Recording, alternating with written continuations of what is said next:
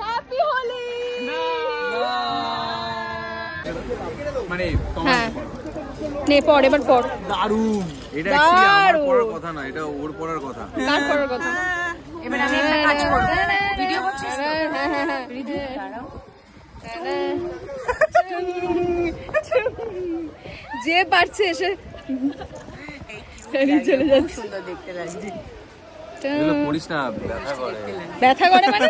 কানে লাগছে না এখানে আমার। তো আমরা এখন আউটডোর শুট করছি হোলির। আমরা বেশ মজা করে শুট করছি। রঙিন চুলটা দেখা।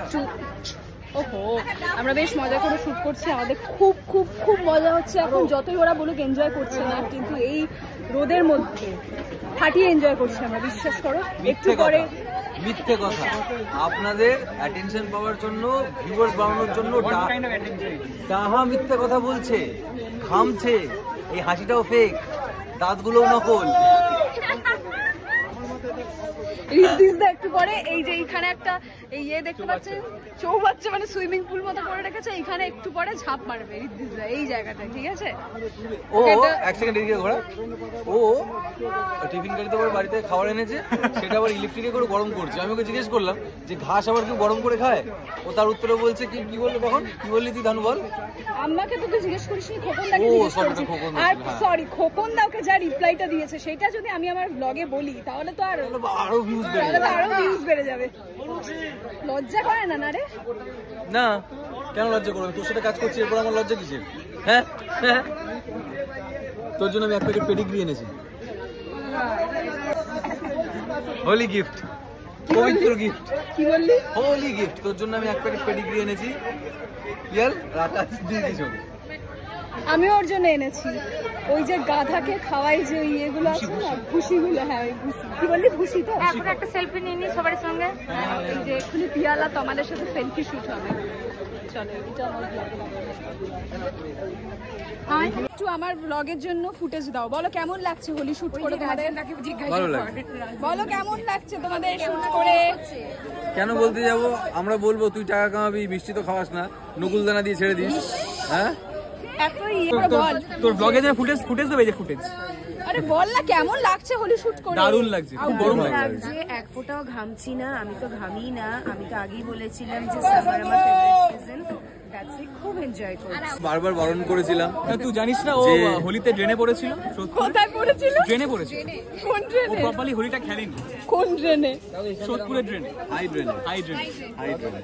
তারপরে পরের দিন ওকে ওই ক্রেন দিয়ে তোলা হয়েছে এবং একটা আমার হাতে প্যাকেট ছিল, আমার হাতে একটা প্যাকেট, সেই প্যাকেটের ভেতরে পিয়াজ ছিল। ওকে তুলতেই আমি ড্রেনে ঝাপটা মেরেছিলাম। আর দ্বিতীয়ত হচ্ছে বারবার বারণ করেছিলাম যে হোলি খেয়ে মদ খেলা বারণ, তোরা সেটাই করলি।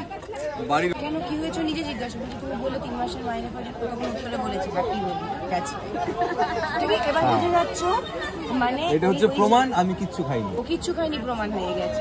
সবুজ যে গুলিটা হয় না এত বড়, ও মানে ও মানুষ এতটা খায়। আমি নিজে চোখে দেখেছি, ওটা লাল ছিল। নিজে চোখে দেখেছি ওটা লাল ছিল, একটু পিঙ্কও ছিল। দেখুন সোদপুরের জোগাড়। না, এটা আমার ব্লগ। মুখটা একদম চেনা যাচ্ছে, দেখুন আমার মুখটা। ওকে আমি রং লাগাবো, আমাকে আরো রং লাগাবে। দেখ, সবাই আমার ক্যামেরাতে চেক করছে, ভালো লাগছে। আর যত পারিস মাখিয়ে দে, যত পারিস, যা আছে মাখিয়ে দে। তোমাকে একদমই না চেনা যায়। বেশ ভালো লাগছে, ভালো লাগছে।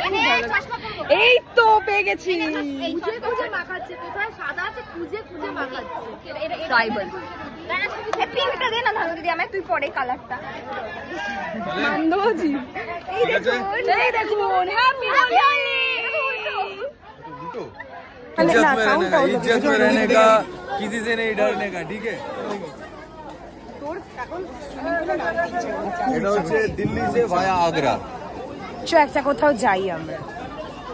আরে যেখানে আমরা শুটিং করতে গেছিলাম পিরানা মাঠ, ওখানেই তো একদিনের জন্য চলে ক্রিক ক্লাব যাবি? চল হ্যাপি হোলি।